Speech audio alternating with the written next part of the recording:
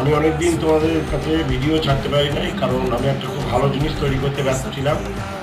তা সেই ভালো জিনিসটা আজকে তোমাদের দেখাবো। আজকে শ্রীকৃষ্ণের জন্মদিন।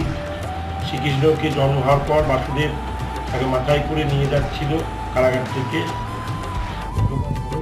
এটা আমি করে দেখাই।